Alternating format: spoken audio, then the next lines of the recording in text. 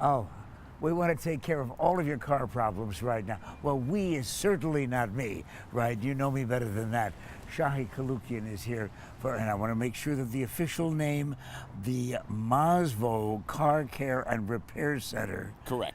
Just right next to Xavier in North Central Phoenix. Listen, he doesn't know I'm going to do this, but before we start talking about electric cars and hybrid cars, I want to tell you, I was so impressed the last few times that Shahi was on that I said, I'm going to take my car in just for a general checkup to see what was going on.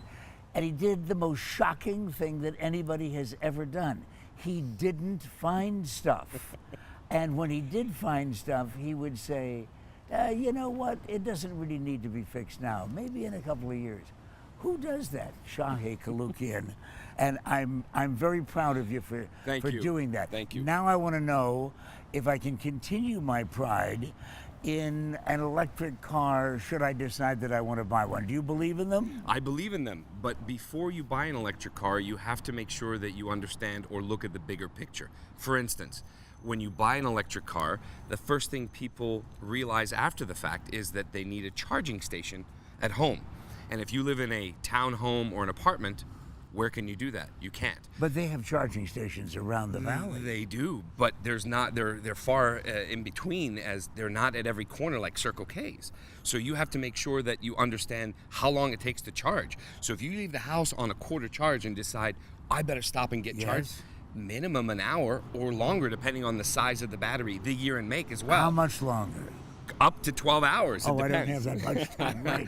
It depends. So that's the fully electric car. That's the fully electric car. And correct. the battery itself, if you have to get a new one, that's pretty expensive. It's pretty expensive, and also on the battery part of it, what happens is that, especially in our Arizona extreme climate heat, we take a big toll on those batteries. So within the first year of ownership of an electric car, you could lose between 2 and 3% of charging capacity. So imagine you buy a brand new electric car and they're costly up front. Within the first year to two, our extreme ambient heat could take away 2 to 3% of the charging capacity and 1% each year after. So by the time 5 years go by, Pat, you're at 70% capacity. All right, here's the choice. You save up for an electric car if you want to, because it's going to be pretty expensive. Move to Anchorage, right, so that the battery doesn't poop out, or get a hybrid. What's the advantage? The difference is the hybrid obviously is, a lot of people don't know, it's two motors. One is gas driven, one is electric. The electric portion of it helps the idle time when you've stopped. Most people know the car shuts off. What is this one? This one's a hybrid.